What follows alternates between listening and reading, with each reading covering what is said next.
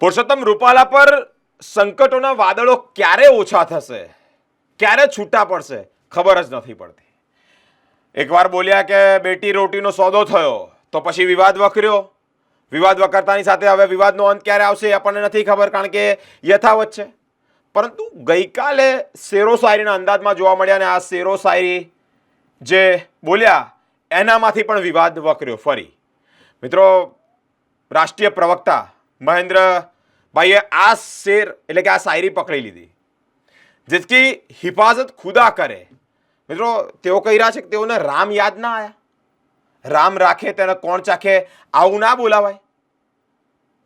નરેન્દ્રભાઈ મોદીજીએ તેઓને ના પાડી કે હવે જોઈ વિચારીને બોલજો, તેવી પણ માહિતી સામે આવી છે.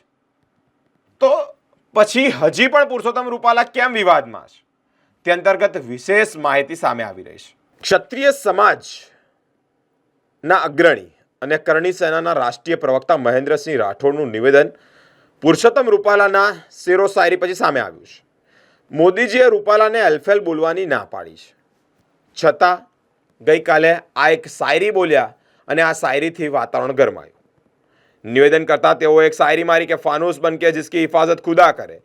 તો રૂપાલાને 12 વર્ષે, પુરુષોત્તમ રૂપાલાને 12 વર્ષે ભગવાનને યાદ કરવાની જગ્યાએ તેઓને ખુદા યાદ આવ્યા. માનો ના માન મોહમ્મદ ગોરી સાથે તેઓનું કનેક્શન ચેક કરવું જોઈએ, આવું એક નિવેદન મહેન્દ્રસિંહ રાઠોડનું સામે આવ્યું છે. રૂપાલા કુંસવંશના વંશજ, તો તેમને રામ કેમ ના યાદ આવ્યા? રામના નામે વોટ માંગવાની વાતો થાય છે, તો પછી ખુદાને કેમ યાદ કર્યા? 2 દિવસ બાદ ક્ષત્રિય સંમેલન મળશે. હવે એક ક્ષત્રિય સંમેલન જોવું રહ્યું કેવું થાય છે. મહેન્દ્રસિંહ રાઠોડ જેઓ રાષ્ટ્રીય પ્રવક્તા છે, તેઓનું નિવેદન સામે આવ્યું છે.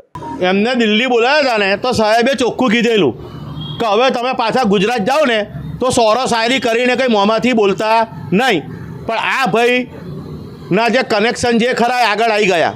મેં ભૂતકાળમાં ગયા અઠવાડિયે કીધેલું કે મોહમ્મદ ગોરી સાથે આમનું કોઈ કનેક્શન છે. ચૈત્ર નવરાત્ર ચિત્ર ક્લિયર કરવા આવે છે. આ ભાઈ ચૈત્ર નવરાત્રમાં જ 12 દાડે બાવો બોલ્યો. હું બોલ્યો ખબર તમને? ફાનસ બન કે જિસકી હિફાજત હવા કરે, વह समा क्या बुझे जिसको रोशन खुदा करे.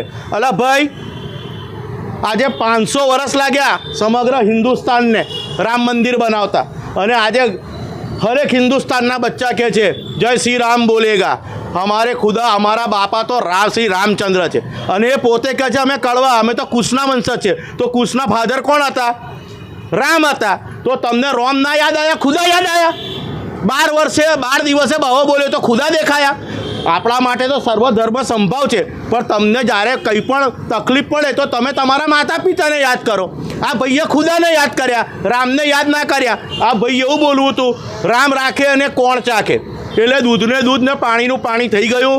12 દિવસે બાવો બોલ્યો, એણે પ્રૂફ કરી આલ્યું કે અમને ઔરંગઝેબ હાથે, મોહમ્મદ ગોરી હાથે કોઈને કોઈ કનેક્શન છે, અને વચ્ચે કંઈ દરગાહે ગયા હતા, ત્યાંથી અમને આ સદબુદ્ધિ આવી હતી કે ખુદાનું નામ હાલજે.